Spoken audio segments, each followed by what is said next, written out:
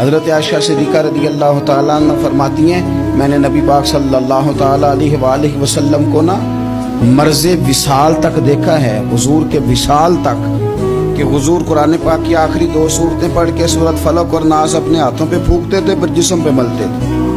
قرآن پاک میں شفا ہے۔ اب تو لوگوں نے دم درود کو نا اس کو بڑا ہلکا سا کام سمجھ لیا۔ ویسے بھی یہ عاملوں کے ہتھے چڑھ گیا، ملنگوں کے ہتھے چڑھ گیا، کاروبار بن گیا، تجارت بن گئی۔ ورنہ قرآن پاک کی آیات پڑھی جائیں تو حضور نے فرمایا سورہ فاتحہ میں شفا ہے، اس میں کرم ہے۔ یہ چیزیں جو بڑی ہمارے لیے سود مند تھی، فائدہ مند تھی، ہم چھوڑ گئے۔ ایک بڑی خوبصورت حدیث ہے، سنیے گا۔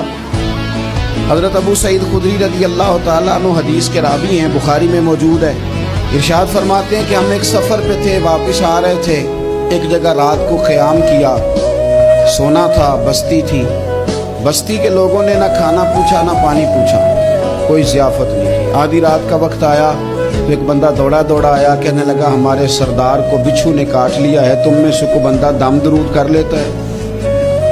تو ایک صحابی کہنے لگے کر تو لیتے ہیں، پر تم نے چونکہ ہمیں کھانا پانی تک نہیں پوچھا، تم اگر دم کراؤ گے تو مفت نہیں کریں گے۔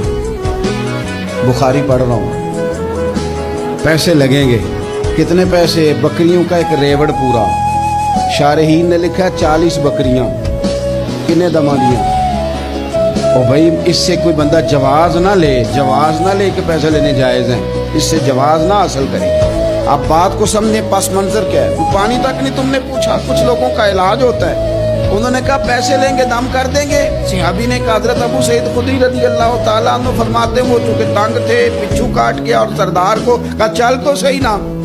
وہ صحابی گئے، سورہ فاتحہ پڑھ کے دم کیا، اور حدیث بخاری سے میں آپ کو دکھاؤں گا۔ لوگ کہتے ہیں دم کدھر سے آ گیا؟ بخاری پڑھ رہا ہوں، صحیح بخاری۔ شفا تو اللہ نے دینی ہے نا، رب کریم نے شفا دے دی۔ بکریاں لے لی، آ گئے جہاں آرام کر رہے تھے اس جگہ۔ صحابہ میں اختلاف ہو گیا، کچھ کہنے لگے بکریاں لینی چاہیے تھی، کچھ کہنے لگے نہیں لینی چاہیے تھی۔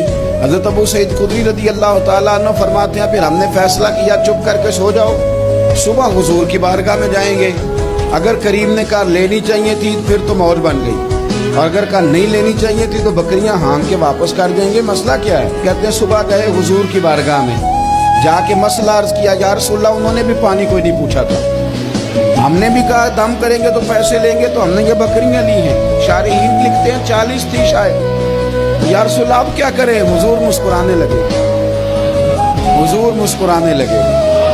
جس کے گچھے سے لچھے جڑے نور کے، ان ستاروں کی نزہت پہ لاکھوں سلام، اور جس کی تسکین سے روتے ہوئے ہنس پڑے، اس تبسم کی عادت پہ لاکھوں سلام، اور ان کی باتوں کی لذت پہ بے حد درود، ان کے خطبے کی ہیبت پہ لاکھوں سلام۔ حضور مسکرانے لگے اور مسکرا کے پوچھا اچھا پڑھا کیا تھا؟ یا رسول اللہ سورہ فاتحہ۔ فرمایا سکھائی کس نے تھی؟ کہا یا رسول اللہ آپ نے۔ فرمایا پھر آدھی بکریاں میری ہیں آدھی تمہاری ہیں۔